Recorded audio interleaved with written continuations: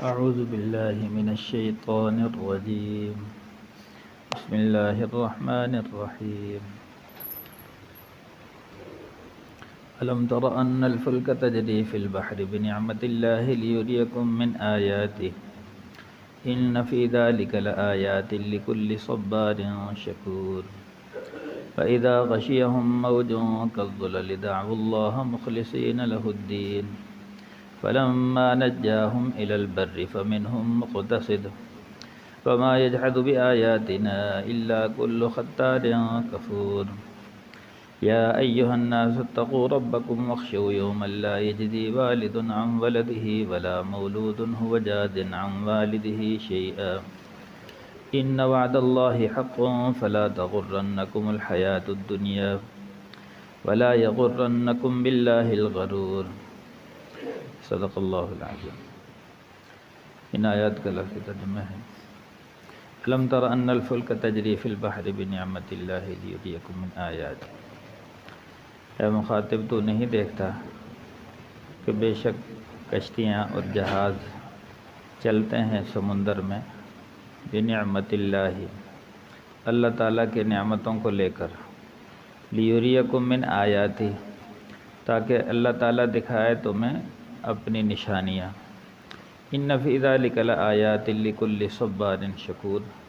بے شک اس میں نشانیاں ہیں ہر اس شخص کے لیے جو بہت زیادہ صبر کرنے والا اور بہت زیادہ شکر کرنے والا ہے. وَإِذَا غَشِيَهُم مَّوْجٌ كَالظُّلَلِ دَعَوُا اللَّهَ مُخْلِصِينَ لَهُ الدِّينَ. اور جب ڈھانپ لیتی ہیں ان کو موجیں كالظُّلَل سائبانوں کی طرح بادلوں کی طرح جب سمندر کی موجیں ان کو ڈھانپتی ہیں دعوا اللہ مخلصین لہ الدین تو یہ پکارتے ہیں اللہ کو خالص کرتے ہوئے اللہ ہی کی بندگی یعنی خالص اللہ کو پکارتے ہیں. فلما نجاہم الی البر پر جب اللہ تعالیٰ ان کو نجات دیتا ہے خشکی کی طرف فمنہم مقتصد تو ان میں سے بعض وہ ہیں جو میانہ روی اختیار کرتے ہیں یعنی اکثر تو پھر دوبارہ شرک شروع کر دیتے ہیں لیکن بعض وہ ہیں جو میانہ روی اختیار کرتے ہیں. وما یجحد بآیاتنا الا کل ختار کفور. اور ہماری آیات کا نہیں انکار کرتا مگر ہر وہ شخص جو قول کا جھوٹا ہے اور ناشکرا ہے. یا ایھا الناس اتقوا ربکم اے لوگو اپنے رب سے ڈرو. واخشوا یوما لا یجزی والد عن ولدہ اور ڈرو اس دن سے جس دن کام نہیں آئے گا والد اپنے بیٹے کا ولا مولود هو جاز عن والدہ شیئا اور نہ ہی بیٹا کام آئے گا اپنے والد کے کچھ بھی. ان وعد اللہ حق بے شک اللہ کا وعدہ سچا ہے. فلا تغرنکم الحیات الدنیا بس تمہیں دنیا کی زندگی دھوکے میں نہ ڈال دے. ولا یغرنکم باللہ الغرور اور اسی طرح تمہیں اللہ سے ہٹا کر دھوکے باز دھوکے میں نہ ڈال دے یعنی شیطان تمہیں دھوکے میں نہ ڈال دے اور دوسرا دنیاوی زیب و زینت تمہیں دھوکے میں نہ ڈال دے. یہ ان آیات کا لفظ ترجمہ ہے. پہلی آیت میں اللہ تعالیٰ نے فرمایا اللہ نے اپنی قدرت کی نشانیاں بیان کی ہیں.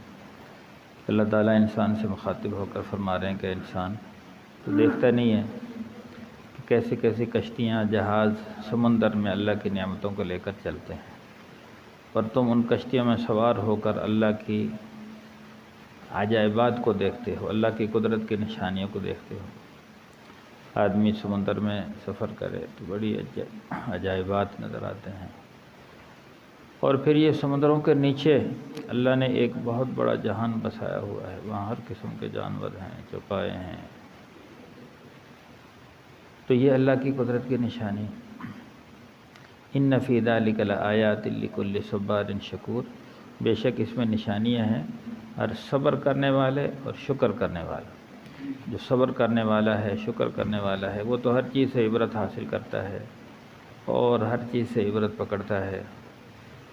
اور جو صبر شکر والا نہیں ہے یعنی اللہ کو ماننے والا نہیں ہے تو وہ اللہ کی آیات کا انکار کرتا ہے. جیسے آگے آیا کہ وما یجحد بآیاتنا الا کل ختار کفور، کہ ہماری آیتوں کے انکار نہیں کرتے مگر ہر وہ شخص جو قول کا جھوٹا اور ناشکرا ہے۔ ناشکرا اور جو قول کا جھوٹا ہے وہ اللہ کی آیات کا انکار کرتا ہے، اور جو صبارن شکور ہے، صبر کرنے والا، شکر کرنے والا، وہ اللہ کی نعمت کا قدردان ہے، اور اللہ کو اپنی نعمتوں کا قدردان ہی چاہیے۔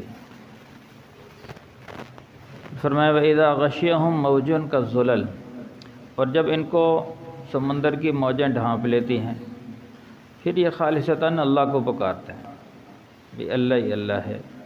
فَلَمَّا نَجَّاهُمْ إِلَى الْبَرِّ، اور جب خشکی پر اللہ تعالیٰ ان کو نجات دے دیتا ہے، پھر دو جماعتوں میں منقسم ہو جاتے ہیں۔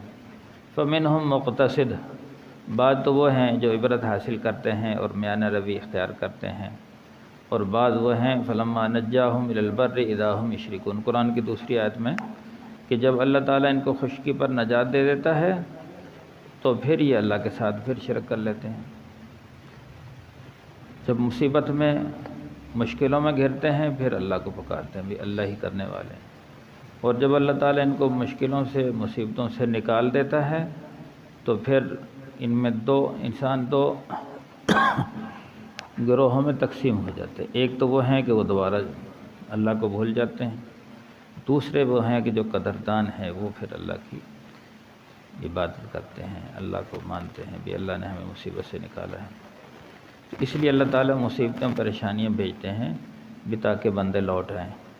جس کے اندر عقل، سمجھ، شعور ہو وہ تو لوٹ آتا ہے، وہ تو سمجھتا ہے بھی دیکھو اللہ نے میرے اوپر مہربانی کی، اللہ نے مصیبت سے بچایا، پریشانی سے بچایا، تو وہ تو سنبھل جاتا ہے اور اللہ کی فرما برداری شروع کر دیتا ہے۔ اور جو ڈھیٹ، ہٹ دھرم اور ضدی قسم کے لوگ ہوتے ہیں تو وہ جب مصیبت پڑے پھر تو اللہ کو پکارتے ہیں، جب مصیبت ٹل گئی پھر وہی اپنا نافرمانی والی زندگی، کفر شرک والی زندگی۔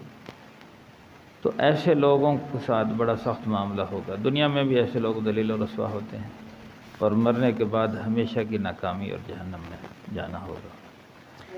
اس لیے اگلی آیت میں فرمایا یا ایھا الناس اتقوا ربکم، اے لوگو اپنے رب سے ڈرو۔ ایک تو اللہ سے ڈرو اور اللہ کی بندگی کرو، اللہ کی فرما برداری کرو، اور آگے فرمایا وَاخْشَوْا يَوْمَ لَا يَجْزِي وَالِدٌ عَنْ وَلَدِهِ، اور ایسے دن سے ڈرو، یعنی جو قیامت کا دن آنے والا ہے وہ بڑا سخت دن ہوگا۔ وہاں کیا ہے کہ کوئی بیٹا اپنے باپ کے کام نہیں آئے گا اور نہ باپ اپنے بیٹے کے کام آئے گا۔ یہاں تو دیکھو نا، بیٹے کی کوئی ضرورت ہو باپ پوری کرتا ہے، باپ کی ضروریات ہیں بیٹا پوری کرتا ہے، ایک دوسرے کی ہمدرد اور خیر خواہ بن جاتے ہیں۔ لیکن قیامت کے دن یہ سب دوستیاں، یہ سب محبتیں، سب رشتہ داریاں ختم۔ وہاں اعمال کا سکہ چلے گا، اگر نیک اعمال ہیں تو وہ کامیاب ہے، اگر اعمال نہیں ہے تو پھر کوئی کسی کے کام نہیں آئے گا۔ وَاخْشَوْا يَوْمَ لَا يَجْزِي وَالِدٌ عَنْ وَلَدِهِ، اس دن سے ڈرو جس دن کوئی باپ اپنے اولاد کے کام نہیں آئے گا اور نہ اولاد اپنے باپ کے کام آئے گی۔ قرآن کی دوسری آیت میں یوم یفر المرء من اخیہ وامہ وابیہ وصاحبتہ وبنیہ لکل امرئ منہم یومئذ شأن یغنیہ، اس دن یوم یفر المرء من اخیہ، بھائی بھائی سے بھاگے گا، وامہ وابیہ، ماں باپ اپنے بیٹے سے دور بھاگیں گے، بیٹا اپنے ماں باپ سے بھاگے گا، بیوی اپنے خاوند سے دور بھاگے گی، خاوند اپنے بیوی بچوں سے دور بھاگے گا۔ لِكُلِّ امْرِئٍ مِّنْهُمْ يَوْمَئِذٍ شَأْنٌ يُغْنِي، اس دن ہر ایک کی ایک ایسی کیفیت ہوگی کہ دوسرے سے اس کو مستغنی کر دے گا، دوسرے کی پرواہ نہیں ہوگی، صرف اپنی ذات کی۔ یا رب نفسی، یا رب نفسی، اے اللہ میری جان بچا لے، اے اللہ میری جان بچا لے۔ لیکن یہ سارا معاملہ ان لوگوں کے ساتھ ہوگا جو تیاری کر کے نہیں گئے، جو اللہ کی نافرمانیاں کر کے گئے ہیں، ان کے ساتھ ہوگا۔ جو اعمال لے کر گئے، جنہوں نے خود بھی عمل کیا، اپنی اولاد کو نیکی کے، وہاں ایک دوسرے کا آپس میں محبتیں ہوں گی، ایک دوسرے ساتھ تعلقات ہوں گے، دوستیاں ہوں گی۔ لیکن جو یہاں صرف اولاد کی خاطر نافرمانی کرتے رہے، یہ مال کماؤ، ان کو اچھے تعلیم دو، اچھے عہدے دلاؤ، صرف ان کے لیے پستے رہے، قیامت کے دن وہ کام نہیں آئے۔ یعنی اللہ کی نافرمانی کر کے اپنی اولاد کے لیے، اپنے بہن بھائیوں کے لیے، اپنے عزیز و اقارب کے لیے محنتیں کرتے رہے تو وہاں یہ کام نہیں آئے، کوئی کسی کا کام نہیں آئے گا۔ وَلَا تَزِرُ وَازِرَةٌ وِزْرَ أُخْرَىٰ، کوئی کسی کا بوجھ نہیں اٹھائے گا، ہر آدمی اپنے بوجھ اٹھائے۔ وہاں محبتیں جو کافر ہوں گے یا نافرمان ہوں گے، جہنمی ہوں گے، آپس میں ان کی دوستیاں ختم، اللہ ان کے دلوں میں نفرت ڈال دے گا، ایک دوسرے کو دشمن سمجھیں گے، ایک دوسرے کے پر الزام لگائیں گے، تیری وجہ سے میں گمراہ ہوا، وہ کہے گا تیری وجہ سے، تو ایک دوسرے کا یعنی محبتیں ختم ہو جائیں گی۔ جہنمیوں کے دل سے اللہ محبت کا مادہ ختم کر دے گا، اور جنتیوں کے دل سے اللہ نفرت کا مادہ ختم کر دے گا۔ وہاں آپس میں جنتیوں کے دل میں محبت ہی محبت ہوگی، کوئی لڑائی جھگڑا نہیں ہوگا۔ لا يتنازعون فیہا، نہ اس میں کوئی جھگڑیں گے، الا قیلا سلاما سلام، بس آپس میں ایک دوسرے محبتیں ہوں گی، سلام۔ کیونکہ اللہ نے دنیا میں ہر انسان کے دل میں محبت کا مادہ بھی رکھا ہے اور نفرت کا مادہ بھی رکھا ہے، اور یہ دونوں ضروری ہیں کہ انسان اچھائی سے محبت کرے، برائی سے نفرت کرے، اچھے لوگوں سے محبت کرے، برے لوگوں سے نفرت کرے۔ تو یہ دونوں اعتدال کے ساتھ ہوں تو انسان کامیاب ہے۔ اگر کوئی بھی چیز بڑھ جائے، نفرت بڑھ جائے تو پھر بھی وہ ناکام ہے، محبت حد سے بڑھ جائے تو وہ بھی ناکام ہے۔ ہر چیز اعتدال کے ساتھ ہو وہ کامیاب ہے۔ تو یہاں اللہ نے محبتیں بھی ہر انسان کے دل میں رکھی، نفرت بھی رکھی، تو محبت کو محبت کے درجے میں استعمال کرنا ہے، نفرت کو نفرت کے درجے میں، اچھائی سے محبت کرنی، برائی سے نفرت کرنی، اچھے کاموں کو۔ تو جب انسان کامیاب ہو گیا، پھر جب جنت میں چلے جائے گا، نفرت والا مادہ ختم، صرف محبت ہی محبت ہے۔ اور جو انسان ناکام ہو گیا، جہنم میں چلے گیا، اس کے دل سے محبت نکال لی جائے گی، پھر نفرت۔ پھر جہنم میں جب جلیں گے، وَيَلْعَنُ بَعْضُهُمْ بَعْضًا، ایک دوسرے کے گتھم گتھا لعنت، ان کے درمیان محبت ذرہ برابر نہیں ہوگی، صرف نفرت۔ یہ بھی ایک دیکھو، ایک اللہ کا عذاب یہ بھی ہوتا ہے، جہاں نفرتیں ہوں نا، آدمی ایسے ماحول میں زندگی گزار رہا ہو جہاں حسد، بغض، نفرتیں ہوں، وہاں جینا حرام ہو جاتا ہے، وہ دنیا ہی جہنم لگتی۔ تو یہ بھی ایک عذاب ہے، آپس میں نفرتوں کا ہونا۔ تو جہنم میں ایک عذاب یہ بھی ہوگا کہ ایک دوسرے کی نفرت ہوگی، جب بھائی ہے، بہن بھائی، ماں باپ، سب ایک دوسرے کو گالی گلوچ کر رہے ہیں، لعنت بھیج رہے ہیں، اور لڑائی جھگڑا۔ اور یہ بھی اگر یہاں آپس میں ہم ایک دوسرے سے محبت سے رہیں، اخلاق سے رہیں، تو یہاں بھی جنت کا ماحول بن سکتا ہے۔ جیسے الحمدللہ تبلیغی جماعت میں نکلتے ہیں، ان کو ایک دوسرے کا اکرام سکھایا جاتا ہے، ایک دوسرے سے محبت کرنا سکھایا جاتا ہے، تو وہ ایسا کہ جنت کا سا ماحول بن جاتا ہے۔ براہوین کے اجتماع پہ چلے جائیں، اب کتنا مجمع ہوتا ہے، لیکن ہر ایک دوسرے کا اکرام کر رہا ہے، ایک دوسرے سے محبت کر رہے ہیں، تو وہ جنت کا سما بن جاتا ہے کہ جہاں محبتیں ہوں سمجھو یہ جنتی ماحول ہے، جہاں نفرتیں ہوں سمجھو یہ جہنمی ماحول ہے۔ جنت میں محبت ہی محبت ہوگی اور جہنم میں نفرت ہی نفرت ہوگی۔ اس لیے میرے بھائیو، تو آج ہم یہاں اچھائی سے محبت کریں، اچھے کاموں سے محبت کریں، نیک اعمال میں لگیں، اپنی صلاحیتیں نیکی میں لگائیں، اپنی اولاد کی خاطر کبھی غلط بیانی نہ کریں، جھوٹ نہ بولیں، ان کو اولاد کو حرام نہ کھلائیں۔ تو دیکھو نا، اولاد کی خاطر لوگ مارے مارے پھرتے ہیں، اور پھر کچھ غلط بیانی کر رہا ہے، جھوٹ بول رہا ہے مال کمانے کے لیے، تو ان کو حرام کا مال کھلا دیتے ہیں، پھر وہ اولاد نافرمان بن جاتی ہے۔ یہاں انسان اپنی صلاحیتیں ان پر خرچ کر دیتا ہے، کل کو وہ کام ہی نہیں آئیں گی، دنیا میں کام نہیں آتی۔ جس نے اپنی اولاد کو حرام کھلایا ہو، وہ بڑی ہوتے ہی اس کی نافرمان بن جاتی، دنیا میں اس کو ذلیل و رسوا کرتی۔ اور جس نے حق حلال کھلایا ہو، ان کو نیکی کے راستے پہ لگایا ہو، تو دنیا ہی میں ان کے معاون بن جاتی ہے اولاد، اور مرنے کے بعد بھی کام آئے گی۔ اگر اولاد کو نیکی کے راستے پہ لگا دیا تو وہ نیکی اس کی بخشش کا ذریعہ بنے گی۔ آدمی قبر میں چلا جائے گا، اپنی اولاد کو نیکی کے راستے پہ لگا گیا تو وہ اولاد اس نیکی کرے گی، اس کی قبر میں اس کی نیکیاں پہنچتی رہیں گی۔ اگر خدا نخواستہ اولاد کو برائی پہ لگا دی، ان کو حرام کھلا کے دنیا سے چلا گیا، اب وہ حرام میں مزے کر رہے ہیں اور جتنے یعنی وہ برائیاں کر رہے ہیں، سارے برائیوں کا خمیازہ اس کو اپنی قبر میں بھگتنا پڑے گا۔ اس کو سزا وہاں قبر میں مل رہی ہے۔ یہ اس کی حرام کی کمائی پر عیاشی کر رہے ہیں اور وہ اس کی سزا بھگت رہا ہے۔ اس لیے اپنی اولاد کو تھوڑا کھلا لیں لیکن حق کھلائیں، اور یعنی حلال کھلائیں اور ان کو اچھائی کی طرف لگائیں، برائی سے منائیں۔ قیامت کے دن اولاد کام نہیں آئے گی۔ وَاخْشَوْا يَوْمَ لَا يَجْزِي وَالِدٌ عَنْ وَلَدِهِ، ڈرو اس دن سے جس دن نہ باپ بیٹے کے کام آئے گا، وَلَا مَوْلُودٌ هُوَ جَازٍ عَنْ وَالِدِهِ شَيْئًا، اور نہ اولاد اپنے والد کے کسی کام آئے۔ إِنَّ وَعْدَ اللَّهِ حَقٌّ، بے شک اللہ کا وعدہ سچا ہے۔ اور آخر میں فرمایا فَلَا تَغُرَّنَّكُمُ الْحَيَاةُ الدُّنْيَا، دیکھو یہ دنیا کی زندگی دھوکے میں نہ ڈال دے۔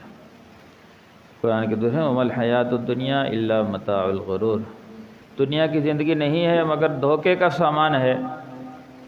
اب دھوکہ کسے کہتے ہیں؟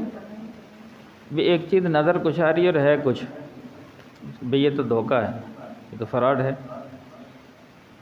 مثال کے طور پر دن کے وقت ایک سورج ہے، سورج نکلا ہوا ہے اور ایک تالاب ہے، تالاب میں ہمیں سورج نظر آتا ہے، حالانکہ حقیقت میں سورج اوپر ہے لیکن تالاب میں نظر آ رہا ہے۔ تو جو عقل مند آدمی ہے وہ تو کہے گا یہ سورج نہیں ہے، سورج کا عکس ہے۔ بے وقوف کہے گا بھی سورج ہے، یہ صاف نظر آ رہا ہے، سورج ہے۔ ایسے ہی دنیا کی زندگی دھوکہ کیا ہے؟ اللہ قرآن میں فرما رہے ہیں وَفِي السَّمَاءِ رِزْقُكُمْ وَمَا تمہارا رزق آسمانوں میں ہے جس کا وعدہ کیا گیا، لیکن ہمیں نکلتا زمین سے نظر آ رہا ہے، دکان سے، تجارت سے، ملازمت سے، زراعت سے۔ تو چونکہ وہاں سے نظر آ رہا ہے ہم ساری صلاحیتیں وہاں لگا دیتے ہیں۔